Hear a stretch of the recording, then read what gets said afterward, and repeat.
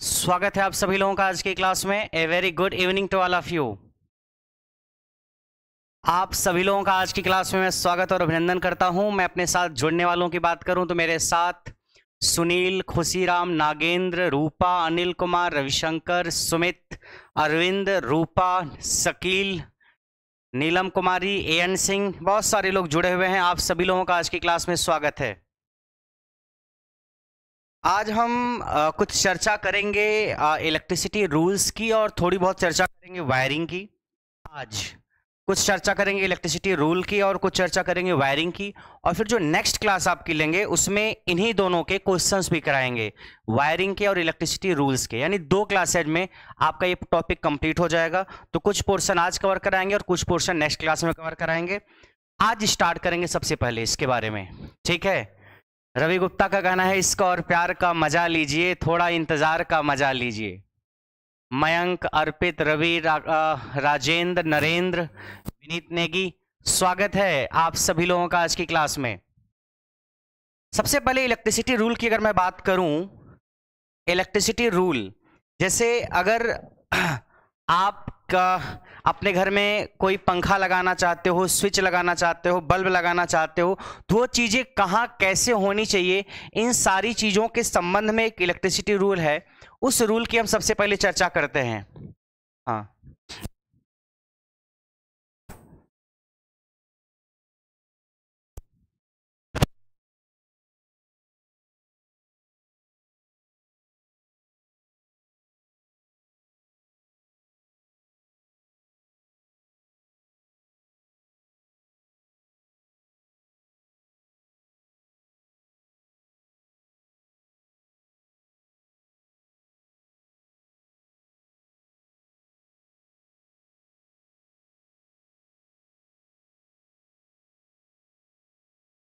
Electricity rule का मतलब है कि आप कोई भी काम ऐसे ही अपने मन से नहीं कर सकते, ठीक है। देखिए, सबसे पहले इंडियन इलेक्ट्रिसिटी रूल की बात करें। इंडियन इलेक्ट्रिसिटी रूल में क्या क्या निर्देश हैं वो सारी चीजें आपके सामने दिख रही होंगी। पहला क्या है, इसमें जो मेन पॉइंट्स है मैं भी लास्ट में बताऊंगा क्या क्या है जहां से एग्जाम में क्वेश्चन ज्यादा आते हैं। ऐसे क्या क्या पॉइंट्स है जहां पे क्वेश्चन ज्यादा आते हैं वो मैं बाद में बताऊंगा। पहले आप एक तरीके से सारे पॉइंट्स एक बार देख लो। सबसे पहला पॉइंट है, विद्युत वायरिंग में समान आईएसआई वाला प्रयुक्त करना चाहिए। मींस आप कोई भी चीज अगर यूज कर रहे हो इलेक्ट्रिसिटी के इस्तेमाल में तो आईएसआई स्टैंडर्ड वाला होना चाहिए। ऐसे कोई सस्ता सामान या लोकल सामान आप नहीं यूज करोगे। अगर आप लोकल सामान यूज करोगे तो आपके जान और माल की गारंटी आपकी, फिर उसके जिम्मेदार आप ही हो, गवर्नमेंट उसकी कोई जिम्मेदारी नहीं लेती है। आप कोई भी काम अगर कराते हो अपने घर में, सच्चाई ये है कि एक ट्रेंड इलेक्ट्रीशियन से ही वो काम कराना चाहिए जिसके पास सर्टिफिकेट हो एटलीस्ट। बट आजकल कोई भी वो काम कर देता है। तो सबसे पहली चीज, आप अपने घरों में आईएसआई प्रमाणित उपकरणों का या जो भी चीजें यूज करोगे आईएसआई प्रमाणित होनी चाहिए। दूसरा है, विद्युत वायरिंग में यानी इलेक्ट्रिकल वायरिंग में लाइन और पावर के पृथक पृथक सर्किट होने चाहिए। इसका मतलब यह है, जो लोग इंग्लिश वाले हैं मैं उनको बता दूं कि पावर सर्किट अलग होना चाहिए और लाइन सर्किट यानी पावर वाला अलग और लाइट वाला अलग। यानी अगर आपको पंखा चलाना है, ट्यूबलाइट चलानी है तो उसके लिए सर्किट अलग होना चाहिए। और अगर आपको प्रेस चलाना है या आपको आयरन या मान लीजिए आपको इमर्सन रॉड से पानी गर्म करना है या कोई ऐसी भी चीज जो ज्यादा करंट लेती है, ज्यादा पावर लेती है, तो उसके लिए अलग से सर्किट होना चाहिए। आप जिस भी कमरे में वहां पे देखो, एक नॉर्मल सर्किट होगा 6 एम्पियर के आसपास का, 5 एम्पियर, 6 एम्पियर, और एक पावर सर्किट होगा जो 15 या 16 एम्पियर की करंट जिससे आप ले सकते हो। तो एक पावर सर्किट होगा और एक नॉर्मल सर्किट होगा जिसको लाइट सर्किट हम बोल सकते हैं। दोनों सर्किट अलग अलग होने चाहिए। जैसे मान लीजिए आपके कमरे में एसी लगा हुआ है तो एसी के लिए अलग से सर्किट बना होता है, उसके बगल में एसी के लिए एक अलग से बगल में सर्किट बना होता है। तो पावर सर्किट अलग होना चाहिए और नॉर्मल या लाइट सर्किट अलग होना चाहिए। फोर्थ है, वायरिंग में लाइट में एक सर्किट में अधिक से अधिक 10 पॉइंट होने चाहिए और पावर के 2 सर्किट होने चाहिए। क्वेश्चन यह है कि अगर आपने कोई लाइट सर्किट लिया, नॉर्मल सर्किट लिया, तो उसमें मैक्सिमम कितने पॉइंट होने चाहिए? 10। नॉर्मल सर्किट में या लाइट सर्किट में मैक्सिमम कितने पॉइंट्स होने चाहिए? 10। 10 पॉइंट का मतलब एक तरीके से 10 स्विच आप लगा सकते हो। जैसे एक स्विच, दूसरा स्विच, तीसरा स्विच, चौथा स्विच, ऐसे 10 स्विच लगा सकते हो। अब कई बार आप 10 के बजाय 12 लगा दो, 13 लगा दो, तो थोड़ा सा खतरे की गुंजाइश होती है, मगर आप लगाने को लगा सकते हो। मगर आइडियल केस में आपको मैक्सिमम 10 पॉइंट ही लगाने चाहिए, यानी 10 स्विच लगाने चाहिए एक बोर्ड में, ठीक है। और अगर पावर का सर्किट है तो उसमें आप 2 स्विच लगाते हो नॉर्मली। अगर पावर का सर्किट है तो उसमें 2 स्विच, देखो जो बड़ा वाला सर्किट होता है आपके घर में, उसमें 2 स्विच लगे होते हैं बड़े बड़े, और जो नॉर्मल सर्किट होता है, स्विच होता है, उसमें आप 10 पॉइंट लगा सकते हो आइडियल केस में, इंडियन इलेक्ट्रिसिटी रूल के अकॉर्डिंग। और 5th पॉइंट है, किसी भी सर्किट में 800 से अधिक लोड नहीं होना चाहिए और पावर में 3000 वाट से अधिक लोड नहीं होना चाहिए। इसका मतलब यह है कि अगर लाइट सर्किट है तो 800 वाट से अधिक लोड उससे नहीं जुड़ा होना चाहिए, और अगर पावर सर्किट है तो उससे 300 वाट मैक्सिमम लोड आप जोड़ सकते हो। ये जो 4th और 5th पॉइंट है ये काफी इंपॉर्टेंट है, इसको दोबारा भी आपको मिलेगा एक जगह लिखा हुआ, जो इंपॉर्टेंट पॉइंट्स हैं कि अगर पावर सर्किट है तो उससे मैक्सिमम कितना लोड जोड़ सकते हो आप, कितनी पावर ले सकते हो, तो मैक्सिमम 3000 वाट, और नॉर्मल सर्किट से या लाइट सर्किट से आप मैक्सिमम 800 वाट पावर ले सकते हो। तो पॉइंट कितने हो सकते हैं 10, और पावर हो सकती है मैक्सिमम 8 नॉर्मल सर्किट में या लाइट सर्किट में। और अगर पावर सर्किट है तो उसमें मैक्सिमम पॉइंट्स हो सकते हैं 2, और मैक्सिमम पावर आप ले सकते हो 3000। उसके बाद सभी मेन स्विच लोहे के कवर में अथवा इंसुलेटेड कवर में बंद होने चाहिए, ओके नॉर्मली होता ही है। न्यूट्रल पर फ्यूज कटआउट नहीं लगाना चाहिए, केवल न्यूट्रल लिंक लगानी चाहिए, ठीक है। न्यूट्रल में फ्यूज कटआउट नहीं लगाते हैं, ये बात समझ में आ रही है, केवल न्यूट्रल लिंक लगाना चाहिए। आपने पढ़ा भी है या पढ़ोगे आप कि न्यूट्रल में हम फ्यूज नहीं लगाते हैं, fuse is only used in live wires, RYB में ही हम केवल फ्यूज लगाते हैं। 8th है, न्यूट्रल पॉइंट के समीप N लिखा होना चाहिए, तो जो आपका 3 पिन का जो आपका प्लग होता है उसमें न्यूट्रल के पास में N लिखा होना चाहिए इलेक्ट्रिसिटी रूल के अकॉर्डिंग। फ्यूज कटआउट और स्विच फेस तार पर लगाने चाहिए। 250 वोल्ट से अधिक वोल्टेज वाले स्थान पर खतरा का बोर्ड लगाना चाहिए। अगर कहीं पे वोल्टेज 250 से ज्यादा है तो वहां पे डेंजर होना चाहिए। अगर आपने देखा होगा रास्ते में आते जाते वक्त लिखा रहता है डेंजर, खतरा। खतरा मींस ये इलेक्ट्रिसिटी रूल के अकॉर्डिंग अगर कहीं पे भी वोल्टेज 250 वोल्ट से ज्यादा है तो वहां पे आपको खतरा का निशान लगाना चाहिए, इसे क्रॉस लगा रहता है खतरा। और 11वां है, सीलिंग रोज फर्श से 2.7 मीटर ऊपर लगाना चाहिए। सीलिंग रोज क्या होता है जरा दिखाना। सीलिंग रोज, सीलिंग रोज का मतलब अगर कोई लाइट आप छत से लटकाते हो, बड़े बड़े जो महल होते हैं वहां पे सुंदरता बढ़ाने के लिए ऐसी लाइटनिंग लगी होती है। सीलिंग रोज का मतलब किसी लाइट को जब आप ऊपर छत से लटकाते हो डिजाइनिंग वगैरह के लिए, जिसको आप झूमर वगैरह क्या बोल सकते हो, जैसे ये देखो डायग्राम आप, इस प्रकार की अगर कोई लाइट है जो आप अच्छे अच्छे घरों में देखते हो, नॉर्मल घरों में तो दिखती नहीं, जैसे ये है, इसको आप सीलिंग रोज बोल सकते हो। इसे छत से लाइट लटकाई गई है तो इसकी फर्श से कितनी ऊंचाई होनी चाहिए, this is ceiling rose, ROSE, ceiling rose. इस डिजाइन में कई प्रकार की लाइटनिंग हो सकती हैं। आप बड़े बड़े घरों में जाओगे तो आपको दिखेगा, जो लोग अमीर लोग हैं, कभी आप अमीर हो जाओगे बहुत ज्यादा तो ऐसी लाइट्स का आप इस्तेमाल करोगे। तो इस हाइट जमीन से कितनी होनी चाहिए, वो है 2.7 मीटर। नेक्स्ट, स्विच बोर्ड फर्श से 1.5 मीटर ऊपर होना चाहिए। जो हमारा स्विच बोर्ड है उसकी जो ग्राउंड से या फर्श से हाइट होनी चाहिए वो 1.5 मीटर होनी चाहिए। The height of switch board should be 1.5 metre at least, at least इतनी होनी चाहिए। अब उतनी भी ऊपर नहीं होनी चाहिए कि आपकी हाइट कम है तो आप स्विच ऑन ही नहीं कर पा रहे हो, और बहुत नीचे नहीं होनी चाहिए कि कोई भी बच्चा करके उंगली घुसा दे या कुछ भी कर दे। तो एटलीस्ट 1.5 मीटर हाइट होनी चाहिए स्विच बोर्ड की। 13th है, 13वां नंबर, कि स्विच बोर्ड प्रत्येक कमरे के दरवाजे पर बाईं ओर लगाना चाहिए। किसी भी कमरे के दरवाजे पर नॉर्मली बाईं ओर लगाना चाहिए, ये इलेक्ट्रिसिटी रूल के अकॉर्डिंग है। बात समझ में आ रही है? कमरे में घुसो तो बाएं तरफ। नेक्स्ट,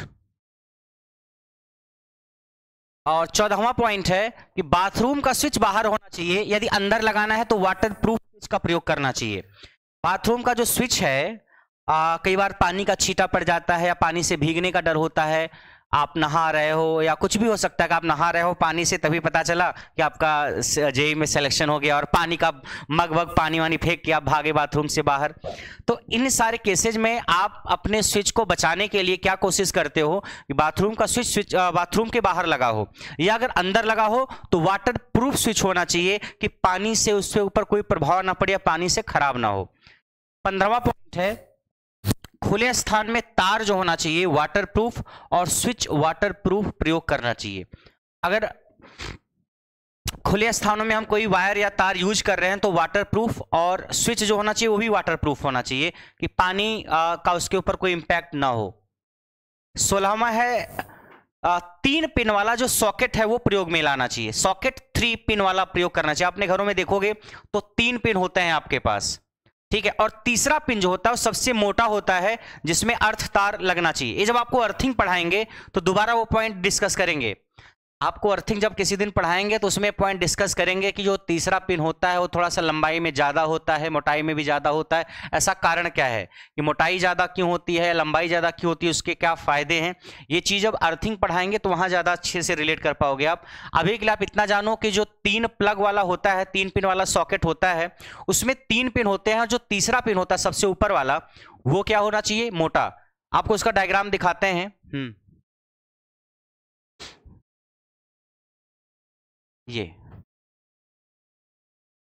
ये डायग्राम आप देखो। मान लीजिए आपके पास कोई प्लग है, सबसे ऊपर वाला देखो, ये क्या है, अर्थ। सबसे ऊपर वाला जो है ये है अर्थ। ये लंबा भी है और मोटा भी है, लंबा भी और मोटा भी है। बाकी आपके लेफ्ट साइड वाला जो है वो न्यूट्रल का है और राइट साइड वाला लाइव का है। आप अगर देखोगे 3 पिन है तो सबसे ऊपर वाला जो है वो अर्थ का है और बाएं साइड वाला जो है वो न्यूट्रल का है और दाएं साइड वाला जो है वो लाइव वायर का। लाइव वायर मीन्स आपके फेज वायर का है, आर वाई बी में से कोई होगा वो। लाइव वायर मीन्स आर हो सकता है या वाई हो सकता है या बी हो सकता है। सबसे ऊपर वाला जो होता है वो अर्थ वायर होता है और जो नीचे दूसरा वो न्यूट्रल वायर होता है। अर्थ और न्यूट्रल में क्या अंतर है किसी दिन डिस्कस करेंगे। अभी के लिए आप ये जानिए सबसे ऊपर वाला अर्थ होता है, लंबाई में ज़्यादा होता है बाकी दोनों की तुलना में और मोटाई में भी ज़्यादा होता है, थिकनेस भी ज़्यादा होती है, लेंथ भी ज़्यादा होती है। आपके एग्जाम में कई बार पूछा गया है, एसएससी जेईई में भी और इलेक्ट्रीशियन वगैरह में भी, क्या 3 पिन का जो प्लग होता है उसमें तीनों पिन की लंबाई बराबर होती है या मोटाई बराबर होती है? तो आपका जवाब होगा नहीं। जो अर्थ पिन होती है उसकी लंबाई और मोटाई बाकी दोनों की तुलना में ज्यादा होती है। नेक्स्ट 17वां पॉइंट है आपका कि सॉकेट इतनी ऊंचाई पर लगाना चाहिए जहां बच्चे ना पहुंच सकें। यदि 1.3 मीटर से कम पर प्रयोग करना है तो इस पर लगाना आवश्यक है। आपके घर में जो सॉकेट होना चाहिए वो जमीन से या फर्श से 1.3 मीटर की हाइट पे होना चाहिए। उससे कम हाइट पे अगर आप लगाओगे तो कोई बच्चा है, मान लीजिए आपका ही बच्चा है, जेईई बनने के बाद शादी हुई, चिंटू से पैदा हुआ छोटू खेलता हुआ कमरे के अंदर आया और अपनी उंगली घुसाने की कोशिश कर रहा है उसमें, या कुछ भी ऐसा कर रहा है। आप नहीं हो, आप साइट पे हो, आप प्लांट पे हो, आप सब स्टेशन पे हो, आप वहां बिजली का काम कर रहे हो, यहाँ पे छोटू दूसरा बिजली का काम कर रहा है। तो उन सब चीज़ों से बचाने के लिए आपको सलाह दी जाती है कि आप कम से कम 1.3 मीटर हाइट रखिए, उससे ज़्यादा हाइट रखिए अपने सॉकेट की। उससे कम हाइट पे अगर आप लगा रहे हो, मान लीजिए मजबूरी है ऐसी कुछ, तो उस पर कवर लगाना जरूरी है ताकि बच्चों वगैरह के ऊपर कोई प्रभाव ना पड़े। ये वार्निंग तो हर जगह दी जाती है, आप फॉलो नहीं करते हो अलग बात है। आप कोई दवाई खरीदते हो या कोई भी ऐसी चीज़ तो उस पर लिखा रहता है, आप ऑल आउट खरीदते हो या मॉर्टिन खरीदते हो, उस पर भी कई बार लिखा रहता है कि बच्चों की पहुँच से इसको दूर रखें, ऐसी जगह रखें जहां बच्चे ना पहुंच पाए। मगर आप कहीं भी रख देते हो। चिंटू को लगता है सर हम ही बच्चे हैं, अब दूसरे बच्चे कहां से आएंगे। नेक्स्ट है आपका 18वां नंबर, सभी तार, फ्यूज, सामान आदि उपयुक्त कैपेसिटी के प्रयोग करने चाहिए। यानी हर सामान की जो कैपेसिटी है वो सही होनी चाहिए। बात समझ में आ रही है? ऐसा नहीं कि मान लीजिए 5 एम्पियर करंट के लिए या 16 एम्पियर करंट के लिए जो सामान यूज करना चाहिए आप उसके बजाय कोई और सामान यूज कर रहे हो, ऐसा नहीं होना चाहिए। 19वां है, सॉकेट के साथ स्विच लगा होना चाहिए जिसमें फेज तार लगा होता है, ये होता ही है। 20वां है, पावर के तीनों फेजेस पर RYB अंकित होना चाहिए। जो 3 फेज होते हैं RYB, रेड, येलो और ब्लू अंकित होना चाहिए। साथ ही इसी रंग के बल्ब प्रयोग करने चाहिए। ये सारी चीज आइडियल रूप से इलेक्ट्रिसिटी रूल के अकॉर्डिंग आपको करनी चाहिए। 21वां है, सीलिंग फैन फर्श से 2.4 मीटर ऊपर लगाना चाहिए। 2.4 या 2.5 कुछ भी मान सकते हो आप। ये अभी DMRC में एग्जाम हुआ था मेंटेनर का, इलेक्ट्रिकल ब्रांच के बच्चों का, उसमें पेपर आया था कि सीलिंग फैन की हाइट कितनी होनी चाहिए फर्श से। अभी जो पेपर 17 से स्टार्ट हुआ है, 17 फरवरी से, उसमें पे क्वेश्चन आया था। तो सीलिंग फैन की हाइट फर्श से 2.4 मीटर मान लो या 2.5 मीटर मान लो, ऐसा नहीं 2.4 तो 2.4 फिक्स है, 2.4 हो या 2.5 उसी के आसपास होनी चाहिए, ठीक है। 22वां है सभी प्रकार की लाइट फर्श से 2.25 मीटर से कम ऊंचाई पर नहीं होनी चाहिए। जो लाइट होनी चाहिए वो ग्राउंड से या फर्श से 2.25 मीटर से कम हाइट पे नहीं होनी चाहिए, उससे ऊपर हाइट पे ही होनी चाहिए।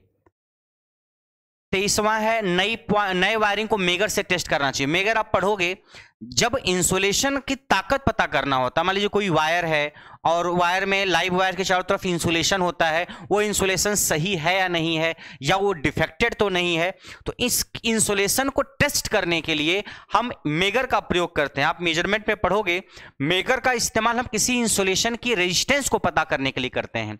अगर आपका इंसुलेशन सही है तो जो इंसुलेशन का रेजिस्टेंस वो बहुत हाई आएगा, और अगर आपके इंसुलेशन में कोई खराबी है तो आपके मेगर का जो रीडिंग आएगी वो हो सकता है 0 रीडिंग दे दे। अगर आपने किसी वायरिंग को मेगर से टेस्ट किया, आप मान लो मेगर एक प्रकार का इंस्ट्रूमेंट है जो बहुत हाई रेजिस्टेंस को नापता है।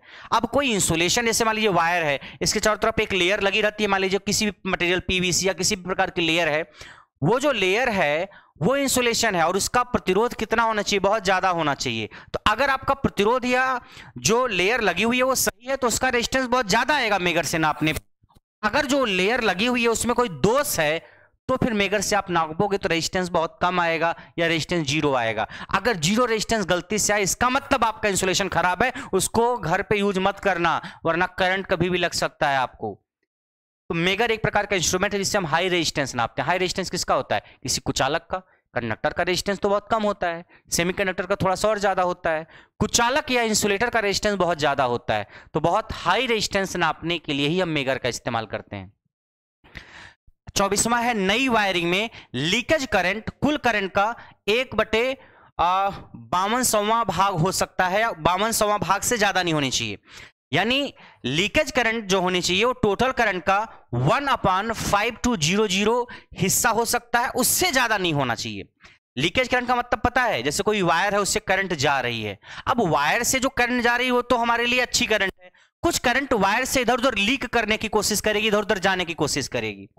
जैसे कोई वायर है उससे करंट जा रही है, जो करंट सीधे सीधे जा रही हो तो ठीक, कुछ करंट इधर उधर किनारे जाने की कोशिश करेगी, इंसुलेशन में घुसने की कोशिश करेगी, इधर उधर जाने की कोशिश करती है, वो करंट होती है लीकेज करंट। वो लीकेज करंट ज्यादा नहीं होनी चाहिए भाई। करंट को तो उस कंडक्टर के वायर के थ्रू होके जाना है, वो इंसुलेशन को भेद के बाहर जाना चाहेगी तो अच्छी बात नहीं है, वरना हमने पकड़ा हुआ है वायर, अंदर से करंट जा रही है और करंट अंदर के वायर से मेरी उंगली में आ गई, ठीक है। तो आपकी जो लीकेज करंट है वो कुल करंट जो किसी वायर में जा रही है उसका 1/5200 हिस्सा जो है उतना हो सकता है, उससे कम होना चाहिए, उससे ज्यादा नहीं होना चाहिए। ये इलेक्ट्रिसिटी रूल के कुछ खास पॉइंट्स है जो आपको डिस्कस किए गए। ये जो इलेक्ट्रिसिटी रूल है 1956 है, 1956 ये आरआरबी जे में पूछा गया है। इलेक्ट्रिसिटी रूल कौन सा है ईयर का है, तो 1956। नेक्स्ट, नहीं दूसरा,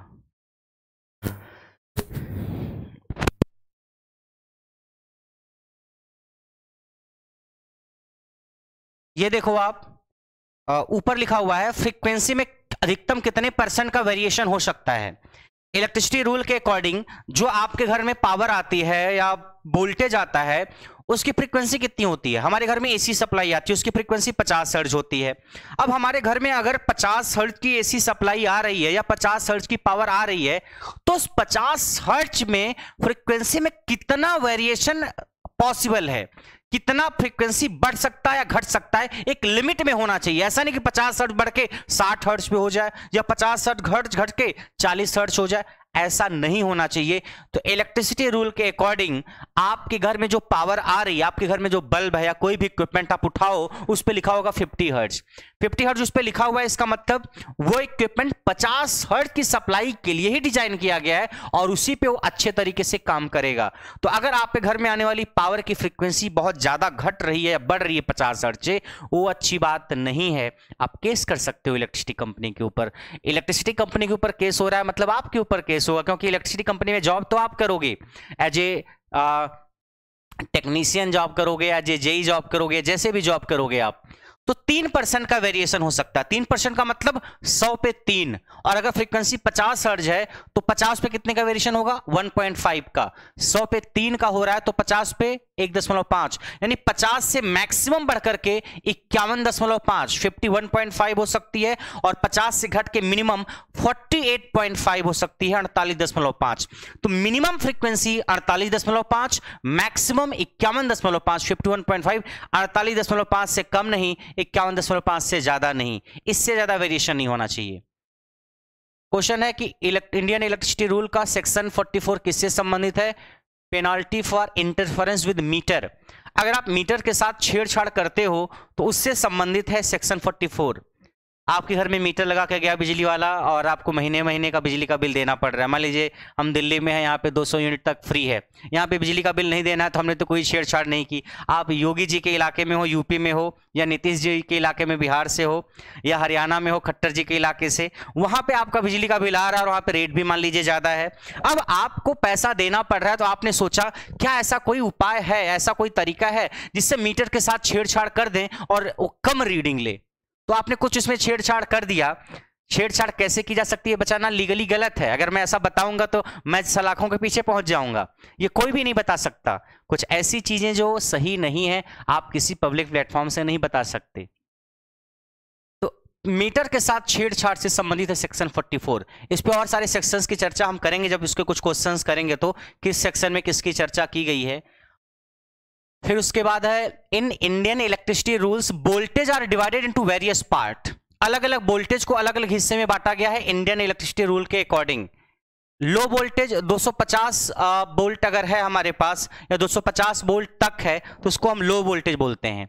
मीडियम वोल्टेज होता है 650 वोल्ट, यानी 650 वोल्ट तक अगर है, मान लीजिए 250 से ज्यादा 650 से कम, 250 से ज्यादा 650 से कम, यानी 650 वोल्ट तक अगर है तो उसको मीडियम वोल्टेज बोलते हैं। और 33 केवी को बोलते हैं हाई वोल्टेज, यानी 650 वोल्ट से ज्यादा और 33 केवी से कम को हाई वोल्टेज बोलते हैं। और एक्स्ट्रा हाई वोल्टेज होता है आपका 33 केवी से ज्यादा, मोर देन 33 केवी अगर है तो है एक्स्ट्रा हाई वोल्टेज।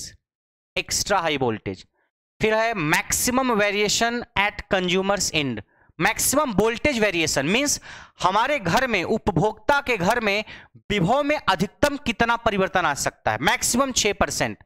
जितना कम हो उतना अच्छा, परिवर्तन कुछ भी ना हो तो और अच्छी बात है। 0% हो, 1% हो, 2% हो, 3% हो, 3% हो और अच्छी बात। लेकिन अधिकतम कितना वोल्टेज बदल सकता है? क्योंकि अगर आपके घर में 240 वोल्ट की मान लीजिए एसी सप्लाई आ रही है, तो आपके घर में जो इक्विपमेंट लगा है वो 240 वोल्ट के लिए लगा है। आपके घर में जो इक्विपमेंट लगा है वो 240 वोल्ट के लिए लगा है, तो 240 वोल्ट पे ही अच्छे से इफेक्टिवली काम करेगा। अगर आपके घर पे आने वाला वोल्टेज बहुत ज्यादा बदल रहा है, 240 से काफी बढ़ रहा है, 240 से ज्यादा घट रहा है, वोल्टेज बढ़ेगा तो आपके जो इक्विपमेंट है उसके खराब होने की आशंका होती है।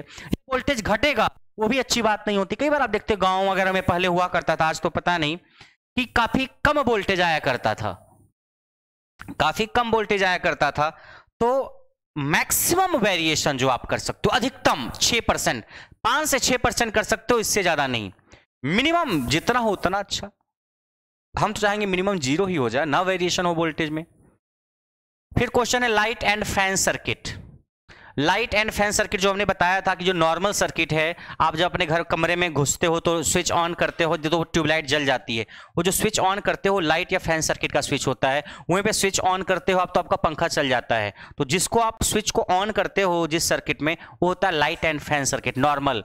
और पावर सर्किट होता है जब आपको प्रेस लगानी होती है या पानी गर्म करना होता है या कोई हैवी लोड चलाना होता है, तो आप पावर सर्किट के स्विच को ऑन करते हो। पावर सर्किट में 1 या 2 स्विच ही लगे होते हैं मैक्सिमम, और लाइट एंड फैन सर्किट में मैक्सिमम 10 लगा सकते हो आप। तो लाइट एंड फैन सर्किट में मैक्सिमम पॉइंट कितने होते हैं? 10। अधिकतम स्विच 10 हो सकते हैं।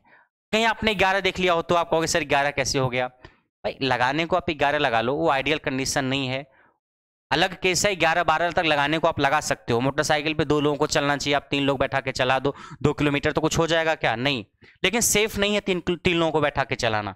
ऐसे 11 पॉइंट या 12 पॉइंट लगाना है तो खतरा होने की आशंका रहती है। There is possibility of overloading. So 10 point आप मैक्सिमम लगाओ। मैक्सिमम लोड कितना आप लगा सकते हो? मैक्सिमम लोड 800 हम लगा सकते हैं, 800 वाट। ये दोनों डेटा बहुत इंपॉर्टेंट है, 10 पॉइंट और मैक्सिमम लोड 800 वाट। और जो कॉपर वायर हम यूज करेंगे लाइट एंड फैन सर्किट में, उसकी थिकनेस होनी चाहिए 1 मिलीमीटर स्क्वायर। और जो एल्यूमिनियम वायर अगर आपने यूज किया तो उसकी थिकनेस होनी चाहिए 1.5 mm स्क्वायर। थिकनेस का मतलब एरिया, क्षेत्रफल, मोटाई। तो कॉपर वायर अगर यूज किया तो 1 मिलीमीटर स्क्वायर से काम हो जाएगा। एल्यूमिनियम वायर अगर आपने यूज किया तो 1.5 मिलीमीटर स्क्वायर की मोटाई का एल्यूमिनियम वायर होना चाहिए। उसके बाद पावर सर्किट आपका है। पावर सर्किट जैसे गीजर, रेफ्रिजरेटर, हीटर, इंडक्शन, ये सारी चीजें ऐसी चीजें जो ज्यादा पावर लेती हैं। जैसे आपके घर में रेफ्रिजरेटर है, गीजर है, हीटर वगैरह है या इंडक्शन वगैरह है, आप यूज करते हो, तो इसके लिए अलग से एक स्विच बना होता है, जिसमें अलग से बोर्ड बना होता है जिसमें 2 पॉइंट या 2 स्विच होते हैं। इसमें मैक्सिमम पॉइंट होते हैं 2। अगर इसमें कॉपर वायर आपने यूज किया है तो उसका एरिया होना चाहिए 1.5 मिलीमीटर स्क्वायर, और अगर एल्यूमिनियम वायर यूज किया है तो उसका एरिया, उसका क्षेत्रफल होना चाहिए 2 मिलीमीटर स्क्वायर। और मैक्सिमम लोड जो आप लगा सकते हो वह है 3000 वाट। तो 3000 वाट पावर सर्किट से और 800 वाट लाइट सर्किट से, ये अधिकतम लोड है जो आप लगा सकते हो। बात आ रही समझ में? थोड़ा सा कमेंट दिखाओ, देखते हैं क्या चल रहा है।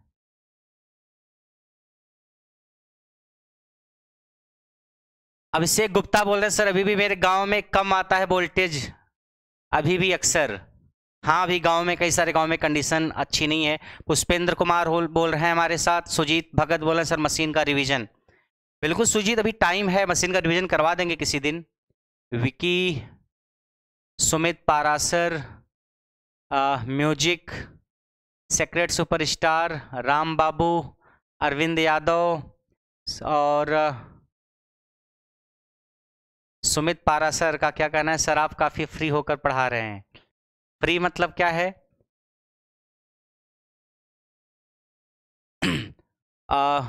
सुमित, वायरिंग की भी बात करेंगे। अभी वायरिंग हमने बात नहीं की, आजकल हम कंड्यूट वायरिंग का इस्तेमाल करते हैं ज़्यादातर। आपका घर जो फैंसी होता है, कहीं पे वायर दिखता कहाँ है?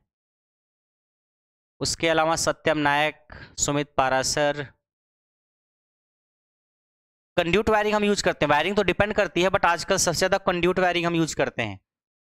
Ravi Patna, sir please explain in English. देखिए, जो लोग हिंदी वाले हैं वो तो हिंदी में लिखा हुआ था, जो लोग इंग्लिश वाले हैं मैंने चीज़ों को इंग्लिश में बोल दिया है, ठीक है। अब आपको अगर इंग्लिश में बोला लिखना है, नोट्स बनाना है, तो आप उसको इतना तो ट्रांसलेट कर सकते हो। मैंने बोला कि मैक्सिमम पॉइंट 10 हो सकते हैं, तो आप लिख सकते हो मैक्सिमम पॉइंट में भी 10, ठीक है। दीपचंद्र बोले सर रोज लेकर आया करो प्लीज। ऐसे कोशिश तो यही रहती है दीपचंद्र रोज आए, बट कई बार क्लासेज बैक टू बैक लगातार रहती हैं तो उसमें टाइम नहीं निकल पाता है, बट कोशिश मेरी यही रहेगी। लेखा शर्मा का कहना है फ्री में बहुत अच्छे से पढ़ा रहे हो। लेखा शर्मा, फ्री में अच्छे से पढ़ाने का मतलब क्या है?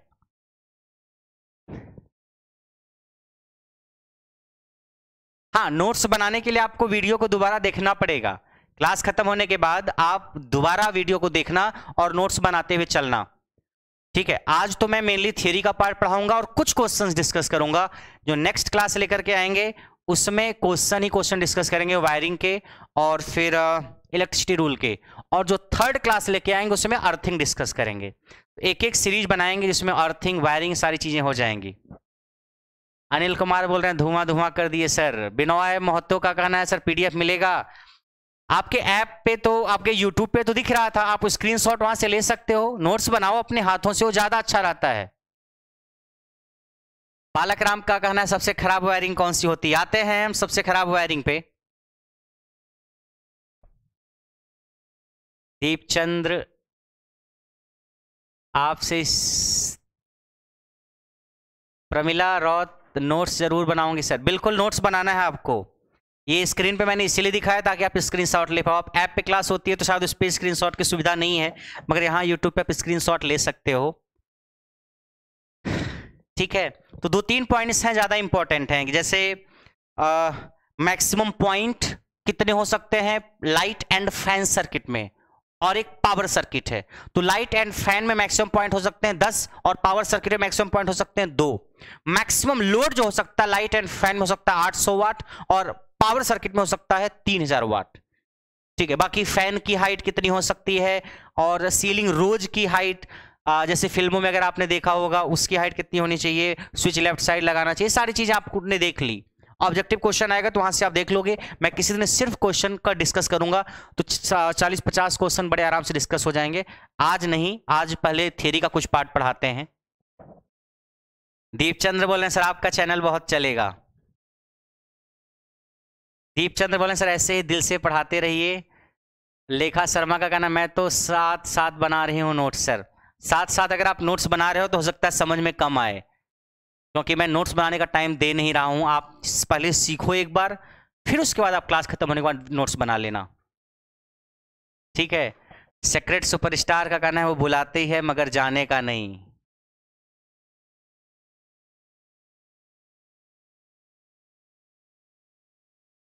चलिए, ये तो थी हमारी कहानी किसकी, इंडियन इलेक्ट्रिसिटी रूल की। इंडियन इलेक्ट्रिसिटी रूल में अर्थिंग से संबंधित क्वेश्चन भी हैं। इंडियन इलेक्ट्रिसिटी रूल में अर्थिंग से संबंधित क्वेश्चन भी, एक अर्थिंग रेजिस्टेंस कितना होना चाहिए, सारी चीजें ये पॉइंट में अर्थिंग में डिस्कस करूंगा कि अर्थिंग क्यों करते हैं और क्या उस पर क्वेश्चन आ सकता है। तो ये हिस्सा अर्थिंग जब पढ़ाएंगे तो डिस्कस करेंगे, ठीक है। अभी स्टार्ट करते हैं आपकी वायरिंग। वायरिंग स्टार्ट करते हैं कि घरों में जब हम वायरिंग करते हैं वो कितने प्रकार की वायरिंग हो सकती है। जो हम अपने घरों में वायरिंग करते हैं, हाउस होल्ड वायरिंग जो हो सकती है कितने प्रकार की हो सकती है, ये सारी चीजें हम डिस्कस करेंगे। तो सबसे पहले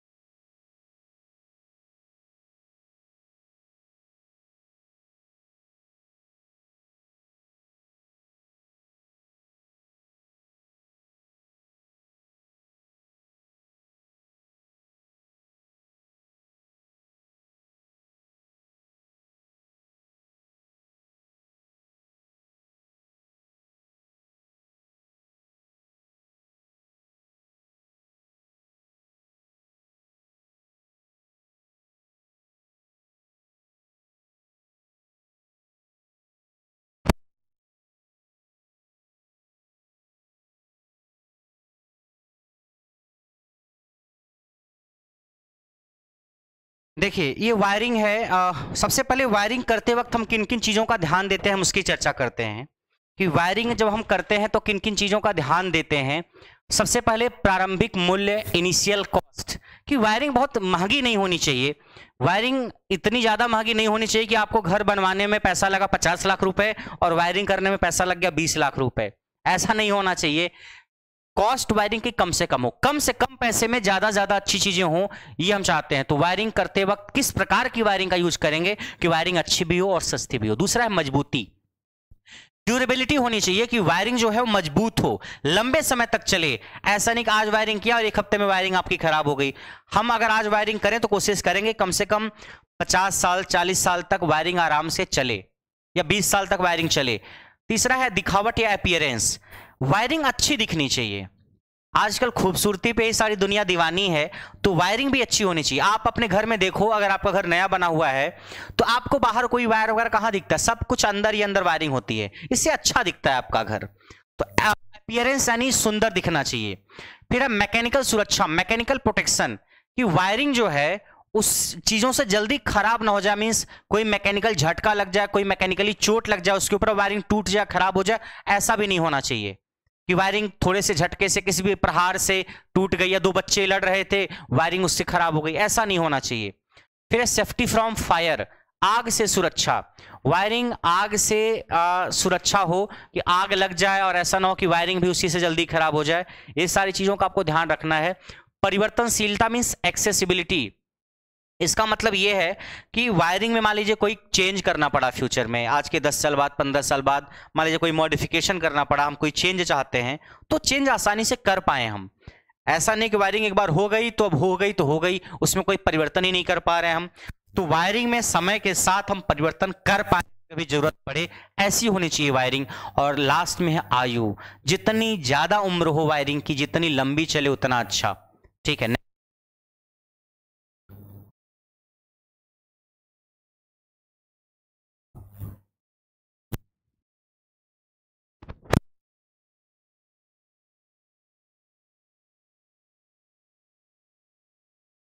ये हमारे पास वायरिंग सिस्टम, क्लीट वायरिंग होती है, केसिंग कैपिंग वायरिंग होती है, बैटन वायरिंग होती है और कंड्यूट वायरिंग होती है।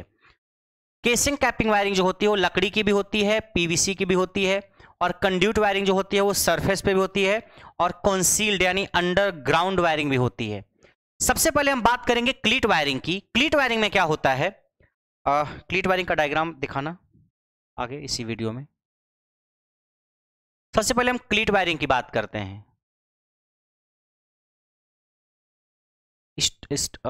रोको यहीं पे। क्लीट वायरिंग में क्या होता है कि हम क्लीट वायरिंग में एक क्लीट की मदद से एक जगह से वायर को दूसरी जगह ले जाते हैं, एक जगह से दूसरी जगह वायर को ले जाते हैं क्लीट की मदद से।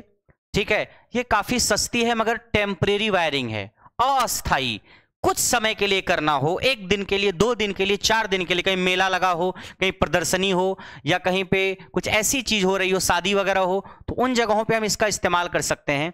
नोट्स में लिखा हुआ है क्लीट वायरिंग में कि टेम्परेरी वायरिंग है, मींस अस्थाई है। ठीक है, आप अपने घर में इस प्रकार की वायरिंग नहीं करते हो, शादी में, मेले में, प्रदर्शनी में यूज करते हैं। यह वायरिंग 1 से 2 दिन के लिए या 4 दिन के लिए की जाती है। दो क्लीट के बीच की दूरी 60 सेंटीमीटर से ज्यादा नहीं होनी चाहिए। यह प्रश्न आ जाता है कई बार आपके एग्जाम में, क्लीट क्या होता है अभी समझ में आएगा। दो क्लीट के बीच की दूरी 60 सेंटीमीटर से ज्यादा नहीं होनी चाहिए, 60 से कम हो जाए चलेगा, ज्यादा नहीं होनी चाहिए, वरना वायर जो है आपका झूलने लगता है। It's a type of surface wiring और अपीयरेंस नॉट गुड। अब समझ में आएगा क्लीट वायरिंग क्या है। देखो, एक नीचे की क्लीट है, एक ऊपर की क्लीट है। नीचे की क्लीट है उसमें से वायर को फंसा के रखते हैं, फिर ऊपर की क्लीट लगाते हैं। आगे बढ़ाना वीडियो को, इसमें देखिएगा अभी।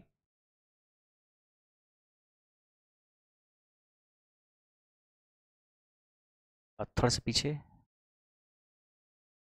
हाँ पीछे पीछे।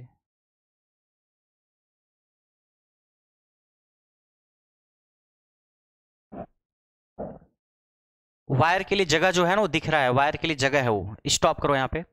ये जो देखो आप, एक नीचे की क्लीट है, एक ऊपर की क्लीट है, और जो खाली जगह दिख रही है ना उसमें से वायर जाता है। लेफ्ट साइड 2 वायर के लिए जगह है, और दूसरा वाला जो है 3 वायर की जगह है।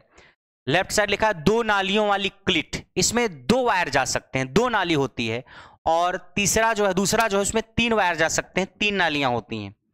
3 नालियों वाली क्लीट का मतलब होता है इसमें से 3 वायर्स जा सकते हैं, 3 ग्रुप्स बने होते हैं, 3 होल्स बने होते हैं, और लेफ्ट साइड में 2। तो जैसी जरूरत होती है उसके हिसाब से हम यूज करते हैं। अभी डायग्राम आपके आगे दिखेगा, हाँ आगे। ये देखो आप, इसमें क्लीट लगे हुए हैं, इसमें जो जगह है ना बीच में, उसमें वायर डाल दिया जाएगा। ये क्लीट वायरिंग है। ये स्टॉप, थोड़ा सा बैक करके, हाँ ये देखो आप,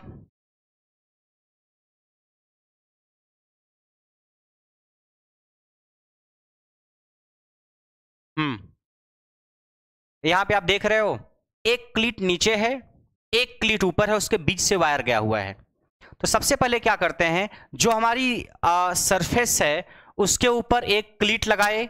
हमारी जो सरफेस है उसके ऊपर सबसे पहले एक क्लीट लगाया हमने, फिर उसके बाद वायर लगाया हमने, फिर उसके बाद दूसरी क्लीट से बंद कर दिया। ये क्लीट वायरिंग है। इस प्रकार की वायरिंग लंबे समय के लिए नहीं की जाती है, कम दिनों के लिए की जाती है। सरफेस पे करते हैं इसमें, अंदर घर के अंदर नहीं कि छत के अंदर कर दिया, दिख ही नहीं रही है। आजकल ऐसी वायरिंग आपको बहुत रेयर दिखेगी या नहीं दिखेगी। हाँ, करना इसको काफी आसान होता है। आगे ये देखो, आप यहां पे रोकना थोड़ा। ये देखो क्लीट वायरिंग है। इस डायग्राम से सबसे अच्छे से क्लियर हो रहा होगा, पुराने जमाने में जब हमारे दादा और परदादा हुआ करते थे तो उस दौरान ऐसी वायरिंग यूज कर सकते थे हम। खैर उस दौरान तो बहुत ज्यादा इलेक्ट्रिसिटी प्रचलन में थी नहीं। दो क्लीट जो दिख रहे हैं ना आपको, देखो दो क्लीट के बीच की दूरी लिखी है 60 सेंटीमीटर। 60 सेंटीमीटर को आप मीटर में बदलना चाहो या मिलीमीटर में बदलना चाहो तो आप कर सकते हो। दो क्लीट के बीच की दूरी मैक्सिमम 60 सेंटीमीटर होनी चाहिए, 60 से ज्यादा नहीं होनी चाहिए। 60 से ज्यादा अगर दूरी हुई दो क्लीट के बीच में तो वायर झूल जाता है। लिखा हुआ है अगर दो क्लीट के बीच की दूरी 60 सेंटीमीटर से ज्यादा हुई तो वायर थोड़ा सा झूलने का डर रहता है। तो दो क्लीट के बीच की दूरी 60 सेंटीमीटर से ज्यादा नहीं होनी चाहिए। क्या है देखो, दीवार के ऊपर एक क्लीट लगाई, उसके बीच से वायर निकाला, फिर दूसरी क्लीट लगा दी हमने। ये क्लीट वायरिंग है। ऐसी वायर दिखने में वायरिंग अच्छी लग रही है क्या? दिखने में नहीं अच्छी लग रही। आपके घर में ऐसी वायरिंग है? नहीं। किसी दोस्त के घर में ऐसी वायरिंग है? नहीं। आजकल हम नहीं यूज करते इसका। सर फिर पढ़ा क्यों रहे हो? हमें इतिहास भी पढ़ना जरूरी होता है कि हम कहाँ से स्टार्ट किए थे। पहले ऐसा था, फिर ऐसा था, फिर ऐसा है, फिर मॉडिफिकेशन करते करते हम यहाँ तक आए। तो क्लीट वायरिंग है। टेम्परेरी वायरिंग, अस्थायी वायरिंग, कुछ दिनों के लिए करनी है। अगली है आपकी नेक्स्ट, चलने दो ऐसे ही।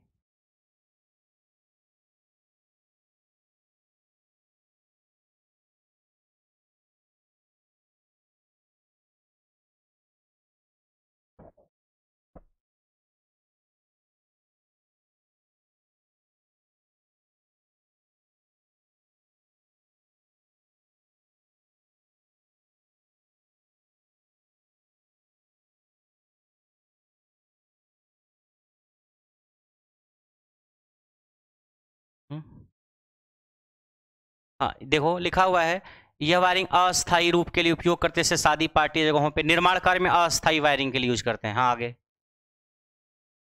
दूसरा है बैटन वायरिंग। नोट्स को पीछे करो, नोट्स।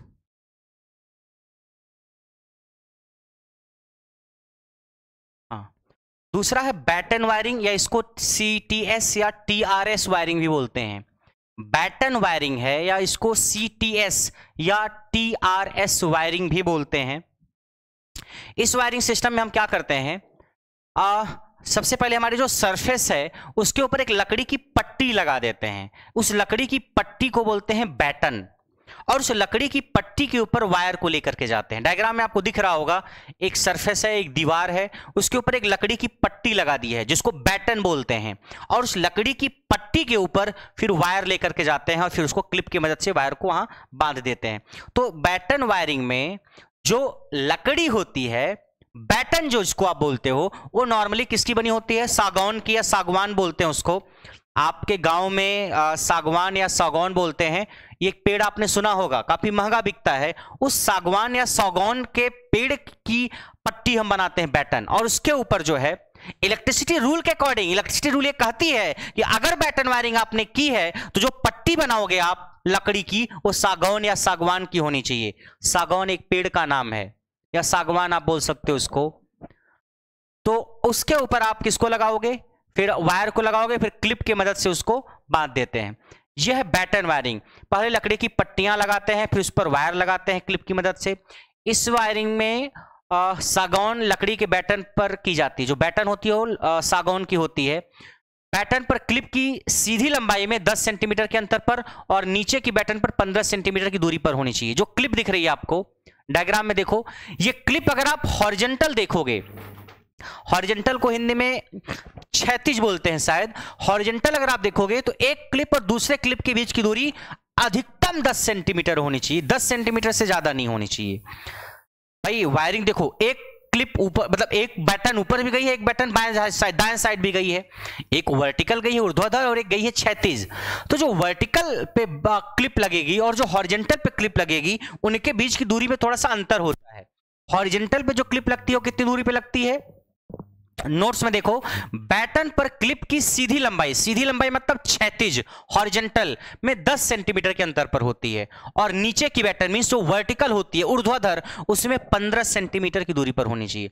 ये लंबाई कई बार एग्जाम में पूछ ली जाती है कि जो हॉरिजॉन्टल बैटन होगी, जो एरो में दिख रहा है आपको, एक हॉरिजॉन्टल और एक वर्टिकल, हॉरिजॉन्टल में दो क्लिप के बीच की दूरी कितनी होगी, और वर्टिकल बैटन जो है उसमें जो आपने वायर लगाया है उसमें दो क्लिप के बीच की दूरी कितनी होगी। तो हॉरिजॉन्टल में दूरी मैक्सिमम 10 सेंटीमीटर, 10 से कम कर दो तो चलेगा। भाई आपके पास बहुत पैसा है, आप 2-2 सेंटीमीटर पे लगाओ, हमें उससे ऐतराज थोड़ी, आपका ज्यादा पैसा खर्च होगा, उससे हमें कोई ऐतराज नहीं। आपके पास पैसा है तो आप 2-2 सेंटीमीटर पे लगाओ, लेकिन अधिकतम 10 सेंटीमीटर पर, 10 सेंटीमीटर से ज्यादा दूरी मत करो आप, ठीक है। ये कहानी है बैटन वायरिंग की। आजकल इसका भी हम इस्तेमाल बहुत रेयर करते हैं।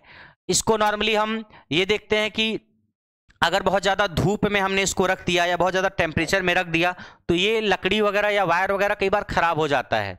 तो सीधी धूप अगर कहीं पे है, सीधे सीधे टेम्परेचर बहुत ज्यादा है किसी जगह पे, तो उन जगहों पे ऐसी वायरिंग हम नहीं करते हैं। या कहीं बहुत ज़्यादा पानी वगैरह बरस रहा हो, उन जगहों पे ऐसी वायरिंग नहीं करते हैं। कहाँ पे इस्तेमाल कर सकते हैं, वर्कशॉप में, लार्ज बिल्डिंग्स वगैरह में, बट आजकल बैटन वायरिंग का भी इस्तेमाल बहुत ना के बराबर है या नहीं करते हैं। उसके बाद है आपकी थर्ड, कैसिंग कैपिंग वायरिंग। उसके अलावा जरा वीडियो को आगे बढ़ाना। बैटन वायरिंग अभी आपको और समझ में आएगा, देखिए जरा ध्यान से।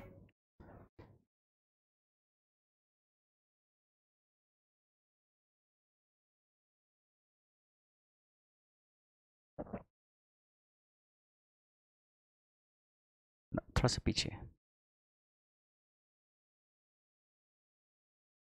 और पीछे, हाँ।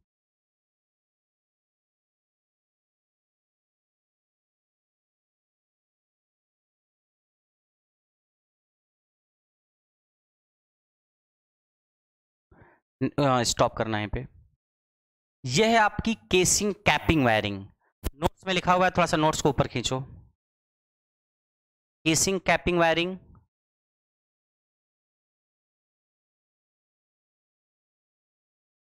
केसिंग कैपिंग वायरिंग, इसमें क्या होता है कि आप सबसे पहले एक केसिंग कैपिंग में ये तो या तो लकड़ी की हो सकती है या तो पीवीसी की हो सकती है, वुडन हो सकती है, या पीवीसी पॉलीविनाइल क्लोराइड की यूज कर सकते हैं। आजकल पीवीसी की ज्यादातर यूज करते हैं। इसमें एक प्रकार से एक केसिंग होती है, जो नीचे वाला हिस्सा होता है उसको बोलते हैं केसिंग, और जो ऊपर वाला पार्ट होता है उसको बोलते हैं कैपिंग। अरे कैपिंग मतलब कैप। क्या किया, एक केस लिया, ठीक है, एक नाली टाइप की हमने ली, मान लीजिए उसको केस बोलते हैं, उसके बीच से वायर डाला और फिर उसके ऊपर एक कैप लगा दिया और बंद हो गया, ये हो गया केसिंग कैपिंग। तो नीचे वाला जो हिस्सा होता है उसको बोलते हैं केसिंग, और जो फिर उसके बाद वायर उसमें से डाल देते हैं, और जो ऊपर वाला हिस्सा होता है उसको बोलते हैं कैपिंग। तो नीचे वाला हिस्सा केपिंग, ऊपर वाला हिस्सा कैपिंग, बीच में होता है वायर। केसिंग में जो होता है दो नालियां होती हैं, नालियों को ग्रुप्स बोल सकते हैं हिंदी में, इंग्लिश में ग्रुप्स बोल सकते हैं। केसिंग में दो नालियां होती हैं जिनमें तारों को दबाया जाता है, फिर उनके ऊपर ढकने के लिए कैपिंग लगा दी जाती है। ठीक है, वीडियो को थोड़ा सा आगे बढ़ाना। केसिंग की मदद से हम वायर को एक जगह से दूसरी जगह भेजते हैं और वायर की सुरक्षा के लिए उसमें केपिंग करते हैं। केसिंग कैपिंग वायरिंग दो प्रकार की हो सकती है, लकड़ी की और पीवीसी की। लकड़ी का इस्तेमाल तो आजकल नहीं करते हैं, पीवीसी का ज्यादातर इस्तेमाल करते हैं हम। ठीक है, हाँ आगे वीडियो में पीवीसी की।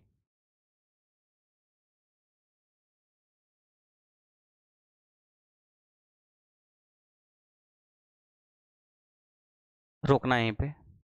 ये देखो, जैसे आपको दिख रहा होगा, दीवार पे सबसे पहले एक लेयर लगाई जिसको बोलेंगे केसिंग, फिर उसके बाद ऊपर से उसके बाद वायर लगाया, और वायर के बाद फिर हमने लगा दिया कैपिंग। तो केसिंग कैपिंग, केसिंग कैपिंग, ऊपर वाले ढक्कन को बोलते हैं कैप, और जो अंदर वाला होता है लेयर उसको बोलते हैं केसिंग। जैसे स्टेपलर की पिन होती है ना, जैसे जिस शेप में, वैसी केसिंग होती है। स्टेपलर की जो पिन होती है, जब आप स्टेपल करते हो तो कई सारी पिन अगर एक साथ इकट्ठी हैं, कई सारी स्टेपलर की पिन ले लो एक साथ इकट्ठी हैं, नहीं, तो उसको देखो तो उसका आकार केसिंग जैसा होता है, बीच में वायर डाल दो, ऊपर से कैप लगा दो। तो डायग्राम में देखिए, यह है केसिंग कैपिंग वायरिंग।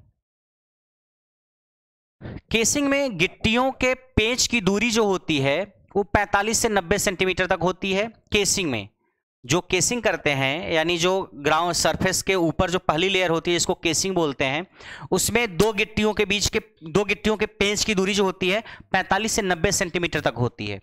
ठीक है, उससे ज्यादा नहीं रखते हैं, उससे कम रखो, आपके पास पैसा है चलेगा, मगर उससे ज्यादा नहीं रखते हैं। और कैपिंग में 15 सेंटीमीटर के अंतर पर पेंच लगाना चाहिए। तो केसिंग में कितनी दूरी होनी चाहिए और कैपिंग में कितनी दूरी होनी चाहिए वो लिखा हुआ है।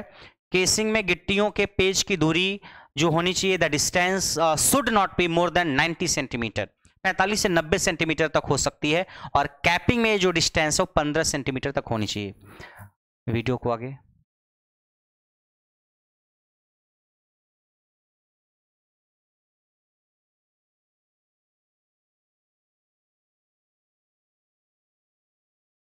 और कुछ नहीं था इसमें। यह कंड्यूट वायरिंग, नोट्स को पलटो। कंड्यूट वायरिंग क्या होती है? आजकल हम सबसे ज्यादा इसी वायरिंग का इस्तेमाल कर सकते हैं। दूसरे पेज पे होगा, ये है। हाँ,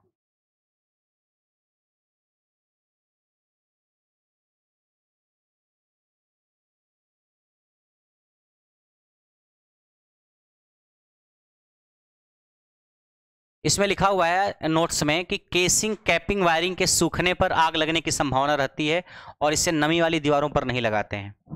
केसिंग कैपिंग में क्या होता है कि अगर सूख गई तो आग लगने की भी संभावना होती है, और नमी वाली दीवारों पर नहीं लगाते हैं।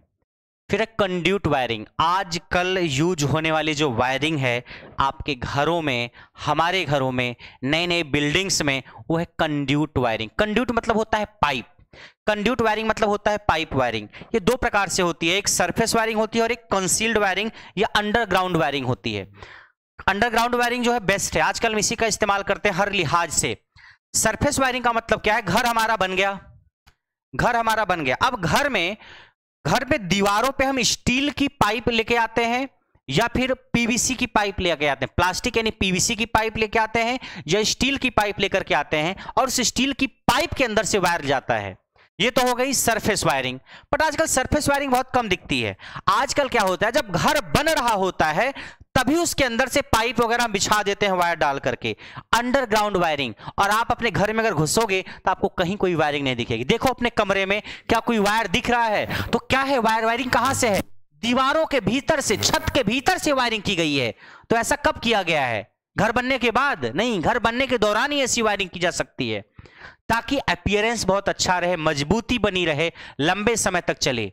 तो कंड्यूट वायरिंग क्या होती है? इसमें तारों को आयरन या पीवीसी के पाइप से एक जगह से दूसरी जगह लेकर के जाते हैं। ये दो प्रकार की हो सकती है, सरफेस यानी सतह वाली, और दूसरा कंसील्ड अंडरग्राउंड मींस दीवार या छत के भीतर वाली। ये दिख रहा होगा आपको डायग्राम। वीडियो को आगे करना।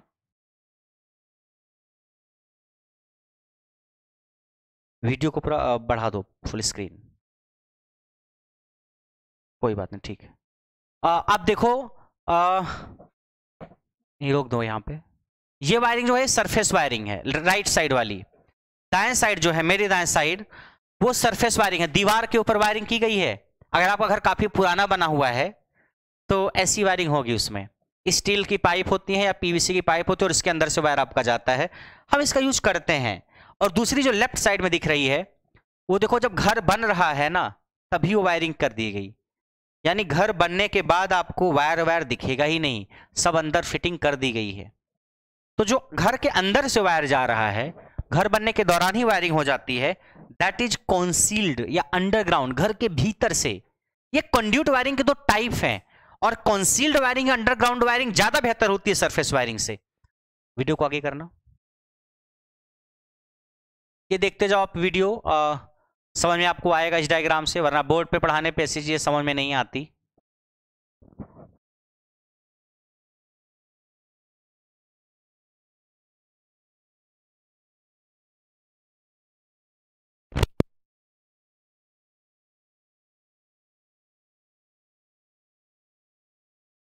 ये है सरफेस वायरिंग एक साइड, दूसरी तरफ छत जब बन रही है, घर जब बन रही है, तभी वायर वगैरह बिछा दिया गया पीवीसी की पाइप के अंदर से।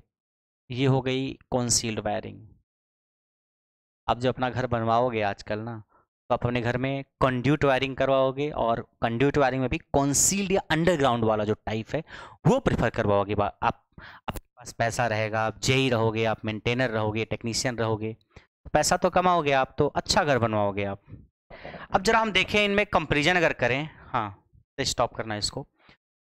अगर अलग अलग टाइप की जो वायरिंग्स है, अगर हम इसमें कंपेरिजन करें, क्लीट वायरिंग है, बैटन वायरिंग है, केसिंग कैपिंग है, कंड्यूट वायरिंग है, तो मैकेनिकल चोटों से बचाव अगर हम देखें, मींस मैकेनिकल इंजरी से कौन जल्दी खराब होगा और कौन जल्दी खराब नहीं होगा, तो क्लीट वायरिंग जो है बचाव कुछ नहीं है। क्लीट वायरिंग में थोड़ी सी भी चोट लगी तो वायरिंग खराब हो जाएगी, आपने देखा क्लीट वायरिंग। बैटन वायरिंग में भी कोई बचाव नहीं है।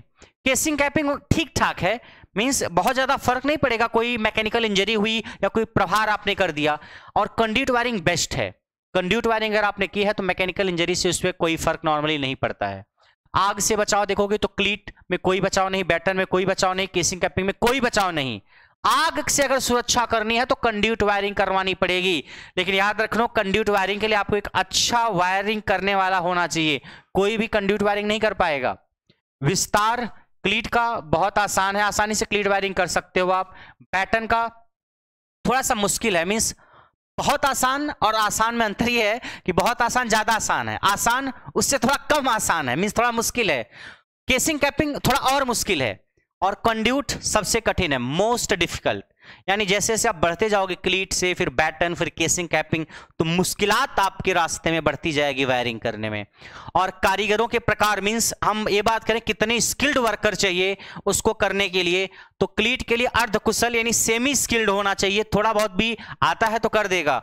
बैटन के लिए सेमी स्किल्ड, और केसिंग कैपिंग के लिए कुशल होना चाहिए, स्किल्ड होना चाहिए। और कंड्यूट वायरिंग के लिए बहुत कुशल, मोस्ट स्किल्ड। आपके घरों में वायरिंग अगर करनी है और कंड्यूट वायरिंग, तो कोई नहीं कर पाएगा, उसके लिए आपको एक्सपर्ट और स्किल्ड काम करने वाला बुलाना पड़ेगा। कीमत अगर आप देखोगे तो क्लीट सबसे सस्ती होती है, बैटन भी सस्ती होती है, केसिंग कैपिंग थोड़ी सी महंगी होती है, और कंड्यूट वायरिंग काफ़ी महंगी होती है। घर जब आप बनवाओगे तो पता चलेगा कि वायरिंग में भी काफ़ी पैसा खर्च होता है। जितना पैसा घर बनने में खर्च होता है, अगर आप अच्छा घर बनवाते हो तो लगभग उतना ही पैसा उस घर को मेंटेन करने में, उस घर के दरवाजे, खिड़कियाँ, संगमरमर, वायरिंग, इन सब में खर्च हो जाता है। अगर आप अच्छा घर बनवाते हो तो, अपने सपनों का घर बनवाते हो आप। चिंटू कह रहे सर हमारी अकेले की नौकरी से तो इतना अच्छा घर बन नहीं पाएगा। अरे चिंटू, बबली भी नौकरी वाली लेके आना, दोनों मिलके घर बनाना, अपना अपना घोंसला दोनों मिलके बनाना। आयु की अगर बात करें तो क्लीट वायरिंग 5 साल तक चल सकती है। खैर करते कम समय के लिए ही हैं, समय इसमें 5 साल लिखा है, बैटन का 15 साल, केसिंग का 20 साल, कंड्यूट का बहुत अधिक। इसका बस सीधा सीधा ये मतलब है क्लीट बहुत कम समय तक चलती है, बैटन थोड़ा और ज्यादा, केसिंग कैपिंग और ज्यादा, और सबसे ज्यादा कंड्यूट वायरिंग। मरम्मत क्लीट वायरिंग में सबसे आसान है, क्योंकि बाहर ही होती है, सरफेस पे आसानी से कर सकते हो। बैटन में भी आसान है, केसिंग कैपिंग में थोड़ा कठिन है, क्योंकि केपिंग ढक्कन के अंदर वायर होता है। और कंड्यूट वायरिंग में बहुत कठिन है, एक बार घर बन गया, दीवार के अंदर वायरिंग है, तो मुश्किलात उसमें ज्यादा आएगी मरम्मत करने में। दिखावट अगर आप देखोगे, अपीयरेंस की बात करोगे, कौन ज्यादा सुंदर दिखता है, कौन खराब दिखता है, तो क्लीट वायरिंग जो होती है वो सबसे खराब दिखती है।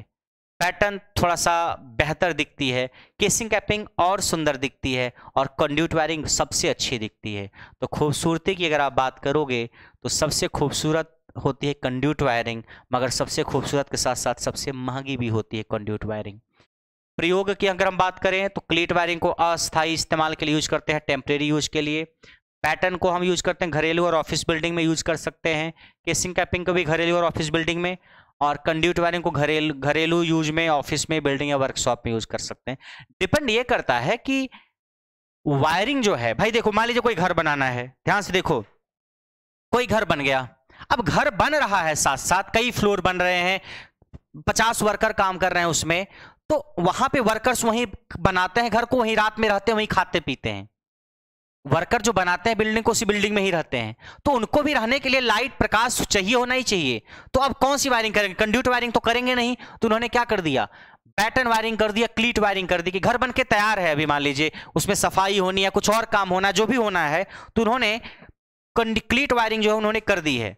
कंप्लीट वायरिंग उन्होंने कर दी है और 2-4 महीने 6 महीने तक काम किया। जब तक काम किया तब तक आपकी वो वायरिंग रहेगी, उसके बाद जब काम कंप्लीट हुआ तो उस वायरिंग को उन्होंने हटा दिया। तो कुछ समय के लिए की जाती है। ये बात देखते हो, आपकी वर्कर्स वहीं रहते हैं बिल्डिंग में, जिस बिल्डिंग में काम करते हैं, तो ये बिल्डिंग बन के तैयार तो हुई नहीं है कि हम कंड्यूट वायरिंग कर दें। बात समझ में आई?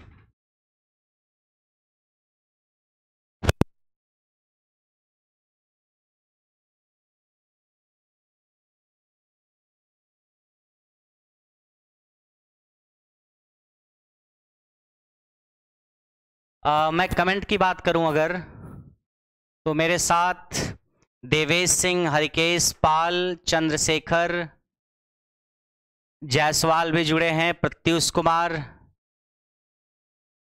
प्रत्युष बोले सर मैं शामिल हो गया भीड़ में। प्रत्युष आप तो खास हो। चंद्रशेखर, सोनू, विकी, दीपचंद्र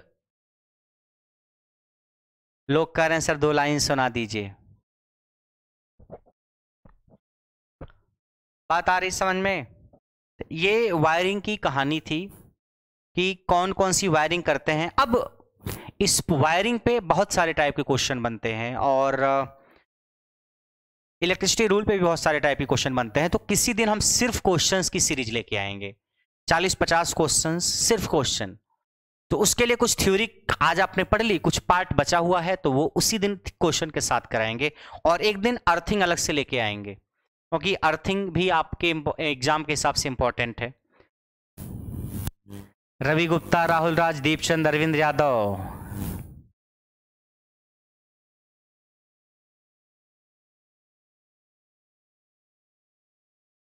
नरेंद्र कुमार बोल रहे हैं अच्छा लगा सर।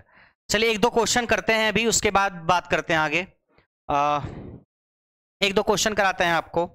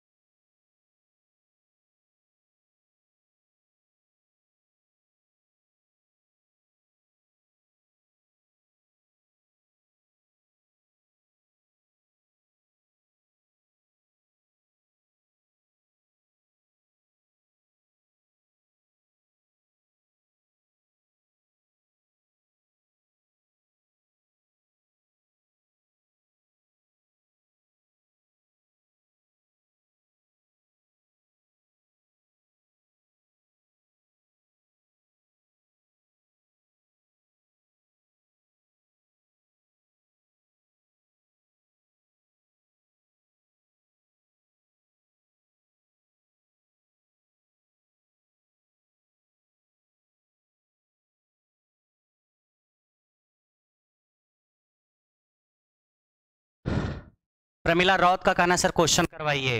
यस,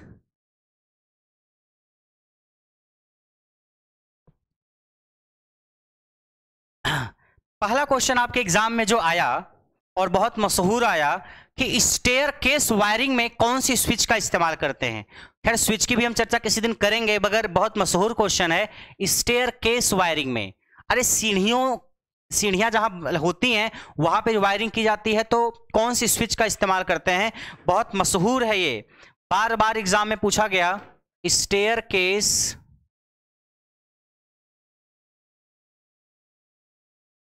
वायरिंग में कौन सा स्विच यूज करते हैं। स्टेयर केस वायरिंग में कौन सा स्विच। स्टेयर केस वायरिंग में सीढ़ियों के लिए, स्टेयर केस का मतलब होता है सीढ़ी, जीने के लिए बोल सकते हो आप, जीने के लिए, सीढ़ी के लिए कौन सी वायरिंग यूज करते हैं। रविशंकर ठाकुर ने आंसर दिया है, अनिल कुमार ने आंसर दिया है 2 वे स्विच। यस, इसके बारे में हम थोड़ी सी चर्चा करेंगे। स्टेयरकेस वायरिंग में कौन सा स्विच यूज करते हैं? स्टेयरकेस सीढ़ियों के लिए, जीने के लिए 2 वे स्विच यूज करते हैं, ठीक है, 2 वे स्विच। अब हम बात करते हैं 2 वे स्विच होता क्या है और क्या मतलब होता है इसका। देखिए 2 वे स्विच बहुत इंपॉर्टेंट है। 2 वे स्विच क्या होता है, जैसे मान लीजिए आपको कहीं छत पे जाना है या आपका कमरा जो है किसी और फ्लोर पे है, तो आप क्या करोगे? डायग्राम दिखाना जरा, ये डायग्राम देखो आप जरा,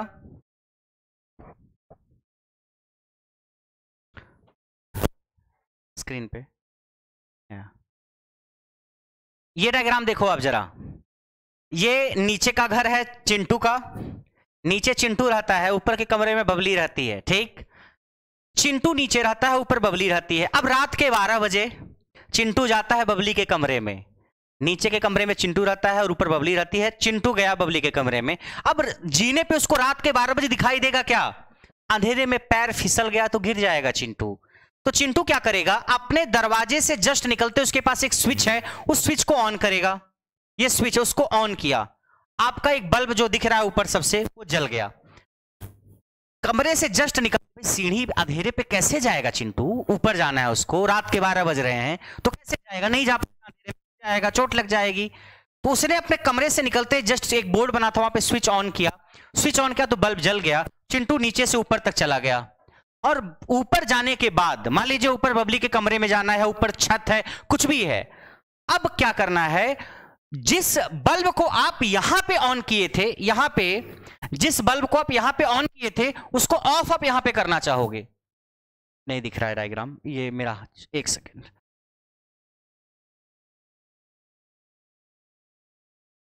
बस छोटा कर दो ना इस डायग्राम को।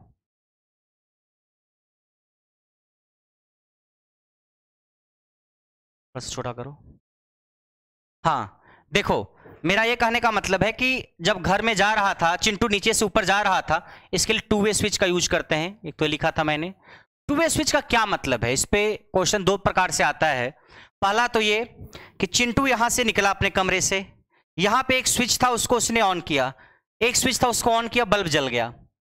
बल्ब आपको दिख रहा है ऊपर, ऊपर वाले कमरे के बगल में देखो बल्ब है, लेकिन बल्ब ऊपर जाके जलाएगा चिंटू तो फिर पहुंचेगा कैसे?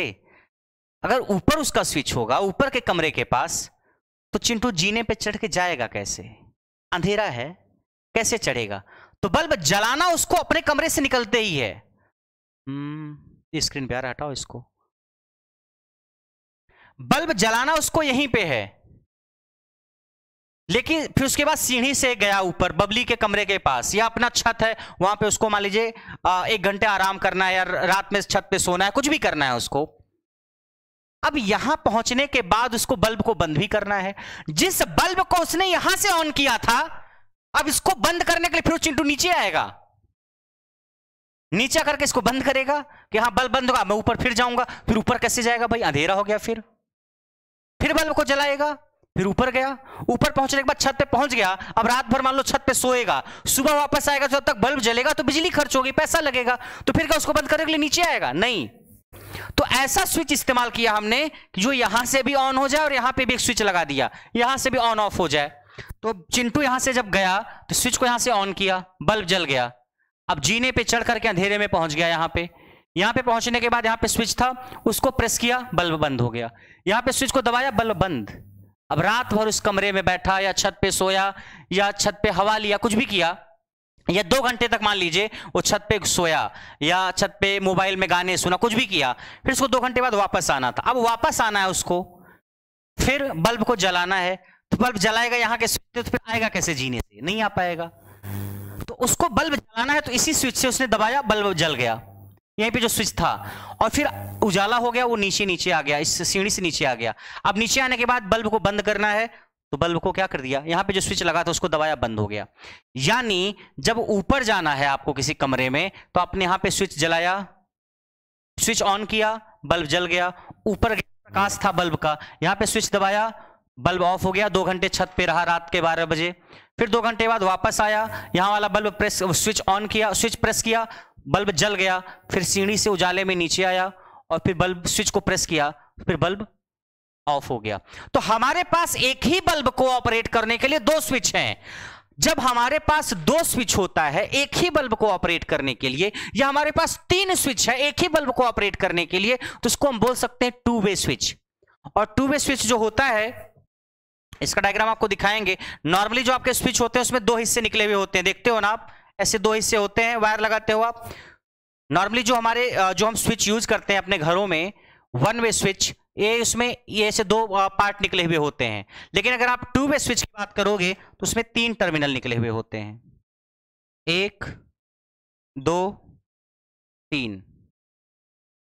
जो टू वे स्विच होता है ना उसमें तीन टर्मिनल निकले होते हैं, और जो नॉर्मल स्विच होता है उसमें दो टर्मिनल ऐसे निकले होते हैं। तो टू वे स्विच क्या है? स्टेयर केस की वायरिंग में, सीढ़ियों की वायरिंग में हम टू वे स्विच का इस्तेमाल करते हैं। टू वे स्विच का मतलब हम एक ही बल्ब को दो अलग अलग स्विच से ऑन या ऑफ कर सकते हैं। आपके कमरे में जो बल्ब लगा हुआ है उसको आप एक ही स्विच से ऑन या ऑफ कर सकते हो, दूसरे स्विच से ऑन या ऑफ नहीं कर सकते। आप जिस कमरे में बैठे हुए हो, देखो जरा, जो लाइट जल रही है उसको बंद करने के लिए, उसको जलाने के लिए एक ही स्विच का इस्तेमाल आप करते हो। ऐसा नहीं कि इस स्विच से भी ये बल्ब जलेगा, बाहर की किसी स्विच से भी जल जाएगा। मगर टू वे स्विच में क्या है कि आप नीचे भी एक स्विच होता है, ऊपर भी एक स्विच होता है, किसी से भी आप अपने जीने के प्रकाश के लिए जो लाइट या बल्ब लगा है उसको ऑन या ऑफ कर सकते हो। तो क्वेश्चन बहुत आता है स्टेयर केस के लिए, सीढ़ियों के लिए, जीने की वायरिंग के लिए कौन से स्विच का इस्तेमाल करते हैं, then your answer will be two way switch. और उसमें यहां तीन टर्मिनल निकले हुए होते हैं। बात समझ में आई? जरा दिखाना, एक वीडियो है छोटी सी टू वे स्विच की, बस आगे बढ़ा करके।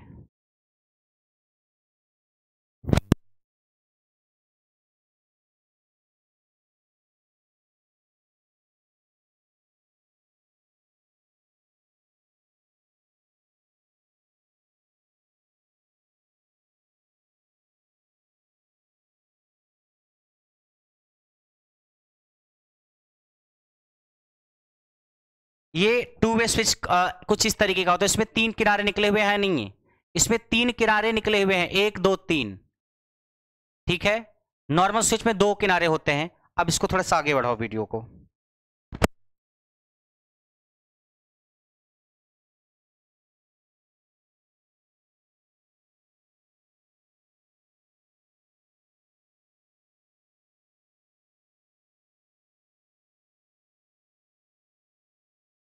ये देखो, हमारे पास दो स्विच है यहाँ पे, दोनों स्विच आसपास ही हैं।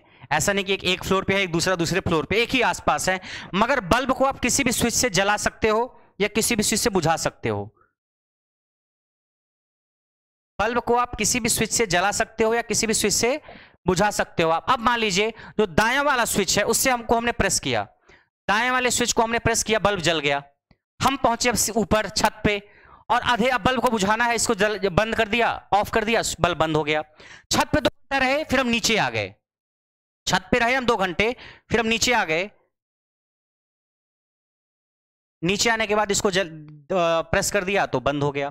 तो दोनों स्विच की मदद से आप बल्ब को जला सकते हो या बुझा सकते हो, क्योंकि हम हैं नीचे और बल्ब को उजाला करना है, और पहुंच गए ऊपर तो बल्ब को अंधेरा करना है। हो गया। ये कहानी है आपकी टू वे स्विच की। क्वेश्चंस दिखाना। This is story for to way switch.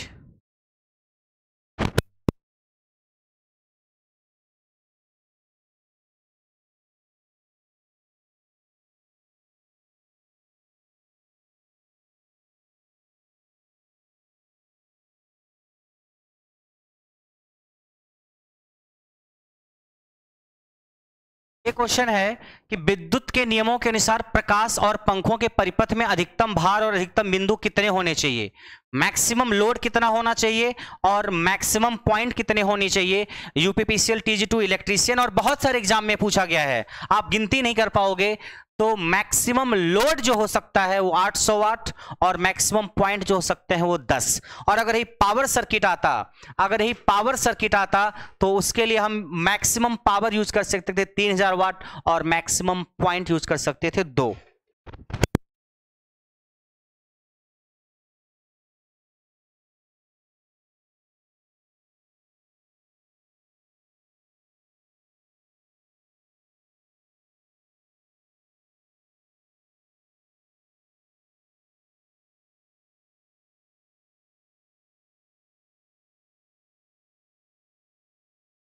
In A 3 pin plug. ये एसएससी जेई में पूछा गया है, एसएससी जेई 2014 मॉर्निंग शिफ्ट में, और अलग अलग टेक्नीशियन या इलेक्ट्रीशियन के एग्जामों में भी पूछा गया है ये कि क्या ऑप्शन होगा, all the 3 pins are of same size या क्या। तो आपको लग रहा है तीसरा या थर्ड ऑप्शन सही है कि 2 pins are of the same size but third one is thicker and longer. 2 pin समान माप के होते हैं मगर तीसरी पिन जो होती है वो मोटी होती है और लंबी होती है। What is the reason I will explain when I will teach you the earthing.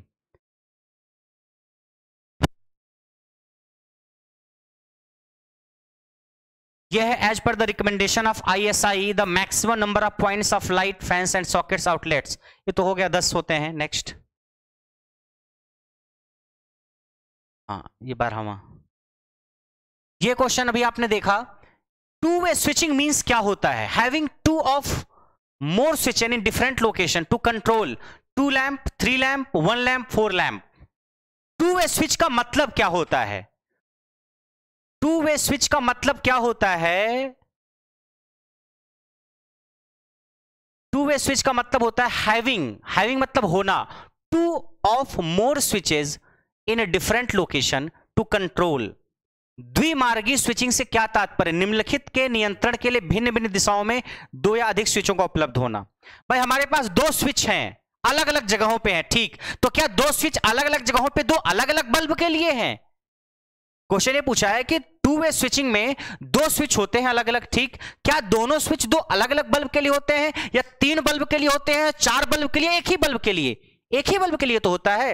एक ही बल्ब के लिए हम 2 स्विच का इस्तेमाल करते हैं, एक ग्राउंड फ्लोर पे है, एक छत पे लगा हुआ है, ताकि हमें ग्राउंड फ्लोर पे हो तो बटन ऑन करके स्विच का हम लाइट का उजाला कर सकें और छत पे जाने के बाद ऊपर वाले स्विच को ऑफ करके बल्ब को बुझा सकें। तो एक ही बल्ब को चलाने के लिए एक स्विच नीचे और एक स्विच ऊपर लगा होता है। तो 2 वे स्विचिंग का मतलब यह होता है। यूपीपीसीएल इलेक्ट्रीशियन में पूछा गया है, TG2 में। अगला क्वेश्चन,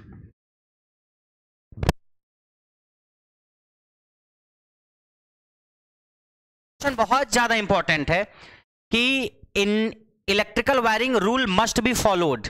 इंडियन इलेक्ट्रिसिटी रूल जो हम फॉलो करते हैं वो कौन सा है, इंडियन इलेक्ट्रिसिटी एक्ट 1954। आज का सबसे मशहूर क्वेश्चन है जो वो ये है, इंडियन इलेक्ट्रिसिटी रूल 1954 या 1955 या 56 या 58। तो इलेक्ट्रिसिटी रूल जो हम फॉलो करते हैं वो 1956 वाला फॉलो करते हैं, इंडियन इलेक्ट्रिसिटी रूल 1956। ये आपके रेलवे जेई में पूछा गया था, आरआरबी जेई जो हुआ था उसमें किसी सेट में था ये क्वेश्चन, बहुत इंपॉर्टेंट है, इसको रट लेना।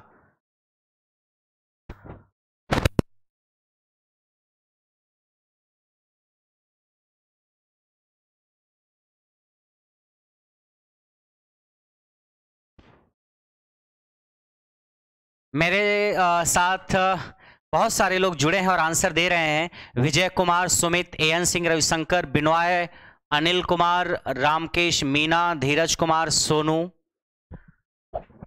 आप सभी लोग हमारे साथ जुड़े, अपना समय आपने दिया, इसके लिए बहुत बहुत शुक्रिया आप लोगों का। और इसमें वायरिंग और इलेक्ट्रिसिटी रूल हमने डिस्कस किया, थ्योरी डिस्कस की, कुछ क्वेश्चन डिस्कस किए, कुछ क्वेश्चन इसके और मैं डिस्कस करूंगा किसी दिन, सिर्फ क्वेश्चन, और उन क्वेश्चन में जो थोड़ा बहुत समझाने की जरूरत पड़ेगी वो चीजें मैं वहां पे समझाऊंगा, सिर्फ क्वेश्चन डिस्कस करूंगा। मैसेज स्क्रीन पे आएगा और उसके ऑप्शंस हम देखेंगे क्या होगा, ताकि क्वेश्चन आपके एग्जाम में आए तो आप कर पाओ। खास करके यूपीपीसीएल जेई का एग्जाम आप देते हो या फिर इलेक्ट्रीशियन का आप एग्जाम देते हो किसी भी स्टेट का, उन सब में यहाँ से क्वेश्चन आता ही आता है। एसएससी जेई का आप एग्जाम दोगे वहां भी यहां से क्वेश्चन आता है। तो इन चीजों को आपको पढ़ना है, इन चीजों को जो जेई वालों को पढ़ना है वही इलेक्ट्रीशियन वालों को पढ़ना है। इसमें कोई अंतर नहीं है हमको ये पढ़ना है हमको वो पढ़ना है, ये सबको ही पढ़ना है अगर आपकी ब्रांच इलेक्ट्रिकल है और अगर आप किसी एग्जाम की तैयारी कर रहे हो तो।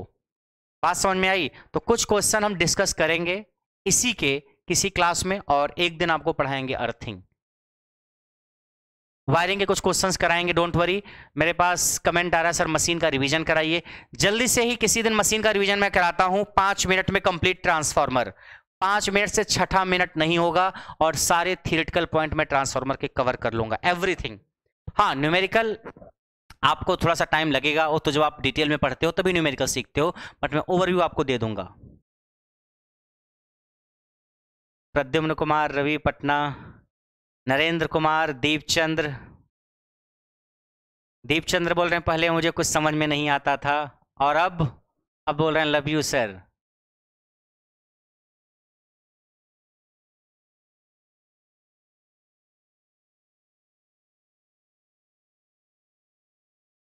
विजय कुमार बोल रहे हैं सर हमने आपको ठग लिया 5,000 का कोर्स 1399 में।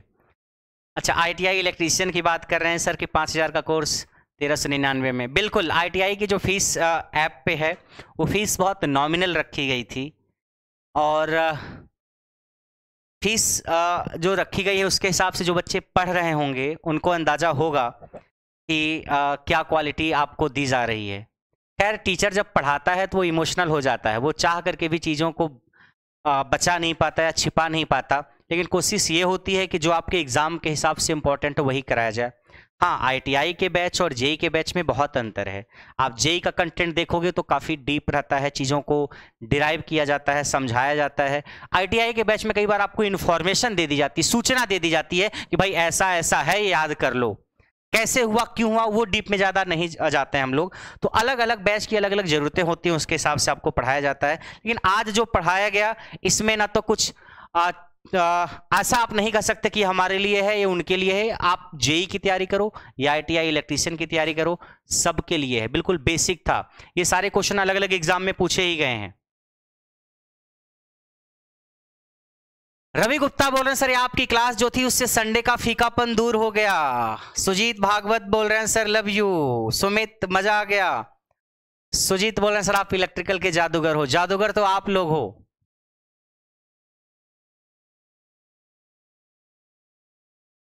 प्रद्युमन बोल रहे हैं सर क्या पढ़ाते हैं आप जैसा कोई पूरी दुनिया में टीचर नहीं मिलेगा। नहीं प्रद्युमन, ऐसी बात नहीं है, इसको तो अतिशयोक्ति अलंकार बोलते हैं। जब आप बोलते हो कि उसने सैनिकों को गाजर मूली की तरह काट दिया, खून की नदियां बह गई, ये सब चीज़ जब आप बोलते हो तो आप भावुक हो जाते हो। तो ये अतिशयोक्ति अलंकार है, अंग्रेजी में इसको हाइपरबोल बोलते हैं। बिट्टू कुमार बोले सर जी प्रणाम, सर चैनल आपने बनाया है क्या? बिल्कुल, ये चैनल मैंने ही बनाया है और ये चैनल मेरे साथ जब तक मैं आखिरी सांस लूंगा तब तक जुड़ा रहेगा। ये चैनल जो बनाया है ये मेरी आखिरी सांस तक मुझसे जुड़ा रहेगा, तो जीवन भर मैं इस पर कुछ न कुछ आपको पढ़ाता रहूंगा। हो सकता है आज मैं यहाँ हूँ, कल मैं कहीं और रहूँ, बट ये चैनल मेरे साथ जरूर जुड़ा रहेगा। आदमी अपने काम करने की जगह बदल सकता है, मगर चैनल जो है यूट्यूब चैनल मेरे साथ हमेशा रहेगा। कि मान लीजिए परसों मैं किसी और ऑर्गेनाइजेशन में काम करता था, कल मैं और कहीं करता था, आज मैं कहीं और करता हूँ, बट यूट्यूब चैनल जो होगा इसको मैं हमेशा अपने पास रखूंगा। कई बार क्या होता है लोग चैनल को बेच भी देते हैं, ऐसा नहीं होगा यहाँ पे।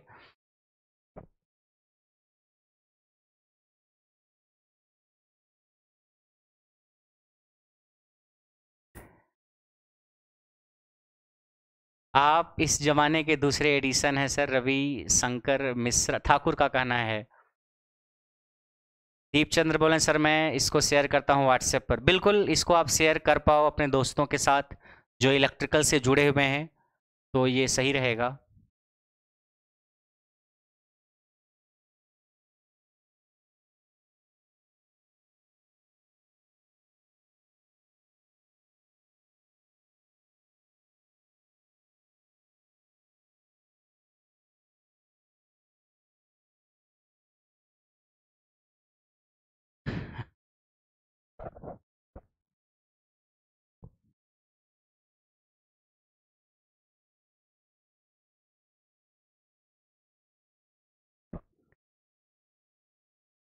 प्रद्युमन बोल रहे हैं सर आपने हम लोगों को इलेक्ट्रिकल से प्यार करना सिखा दिया।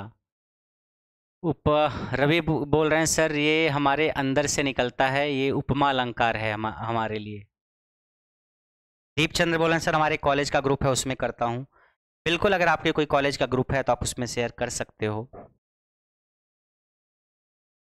बाकी मशीन का मैं किसी दिन रिवीजन एक एक टॉपिक का लेके आता हूँ, एक दिन ट्रांसफार्मर का, एक दिन डीसी का, 5-5 मिनट का, 5 मिनट में सारे पॉइंट्स कवर हो जाएं। कोशिश ये करेंगे टाइम कम रखें ताकि कंटेंट ज़्यादा कवर हो जाए। जब चीज़ें लिखते हैं तो थोड़ा सा ज़्यादा टाइम लगता है, तो कोशिश की जाएगी जब टेक्नोलॉजी है तो थोड़ा सा उसका इस्तेमाल किया जाए और कम समय में चीज़ों को कवर कराया जाए। नीलम का कहना है सर आपकी स्माइल बहुत अच्छी है। थैंक यू नीलम। विकास का कहना है सर आज स्मार्ट लग रहे हैं।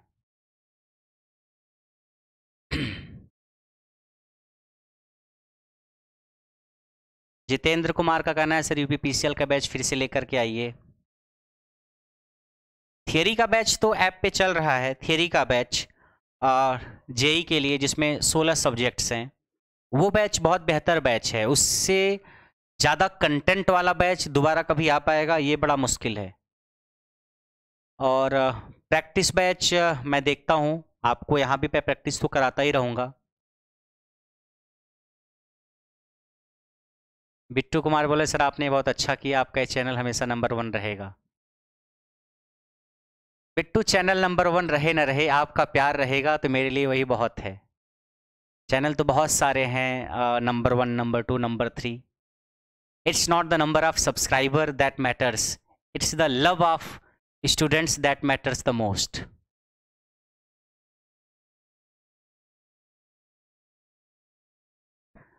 तो आज की कहानी यहीं ख़त्म करते हैं। आपसे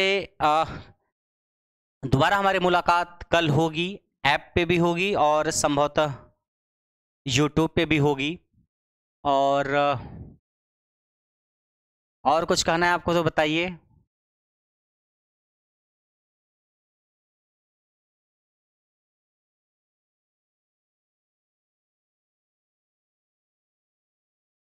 सुजीत आप मैसेज करके मेरे से पूछ लेना, ठीक है? मैसेज करके आप मुझ पूछ लेना, जो भी पूछना है वैलिडिटी वगैरह मैं आपको बता दूंगा। तो आज के लिए इतना ही, फिर आपसे कल मुलाकात करते हैं। अपना संडे एंजॉय करिए, बाहर जाइए, कॉफ़ी पीजिए, चाय पीजिए, समोसे खाइए और 2-4 घंटे पढ़िए भी रात में। कल हम आपसे दोबारा मिलेंगे नई एनर्जी के साथ। Till then enjoy, bye bye, good night and जय हिंद।